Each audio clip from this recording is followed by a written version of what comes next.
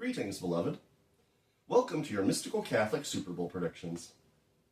I'll go ahead and start with the conclusion. The Pats are screwed. My major predictions include the Seahawks catching at least 5 interceptions, with at least one of those turning into a defensive touchdown. Oh, and Drake May transitioning into a woman named Maya. My previous predictions included the Seahawks making the game this year on account of having a new pope. To be fair, that prediction was supernaturally assisted by prophecy.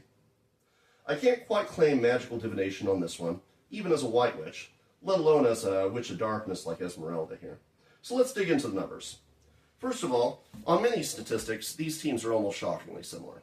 Their field goal success rates are 84% and 85% respectively, a non-difference. And both teams are highly capable at the 50 to 60 yard range for field goals. They have an almost identical number of rushing first downs. Average yards per play for the Pats is 6. Average for the Hawks is 5.6. Both are well above the average of prevailing success, which is 3 1/3 yards per play. The big thing that stands out right away is that, on the interception game, the Seahawks have 2 Jalen Hawkins for the price of 1. And since the Pats rely on the passing game for 2/3 of their yards and 2/3 of their first downs, that's not a small thing. There is one major stat on which the Pats are actually a bit stronger. They complete 71.9% of their passes versus only 67.6% for the Hawks. Although on the surface this is positive, it reinforces a larger narrative that does not play to the Pats' favor, at least not today.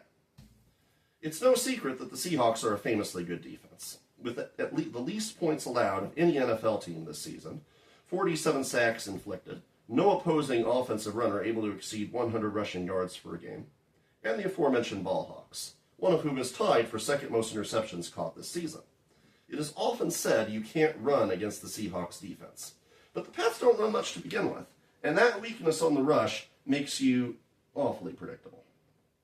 There is one big factor, though, that isn't captured in the statistics, however, which is that this year, the NFC is simply the stronger conference. Sorry, AFC fans, you know it's true.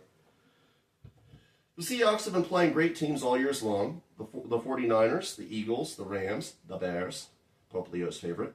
Any of those could have easily been in this game this year. Despite this firepower, no rival runner has successfully gone over 100 yards running against the Hawks. The Pats, on the other hand, really didn't face strong competition for much of anyone. And that has an effect, because when you're used to playing weak offenses and weak defenses, you're used to getting away with things that the Hawks just aren't going to let you get away with. And so I think we're going to see some very frustrated Patriots on Sunday. Drake May is a good quarterback, don't get me wrong, but he's no Tom Brady. And I think he's going to find that out about himself to start the new week, and possibly a new life as Maya. You know, speaking of, identifying as things, I'm kind of identifying as a crotchety old man now. You know, a grumpy old geezer. Well, what do you think? Sexy grandpa, geezer of your dreams, belle of the nursing home ball? Let me know in the comments.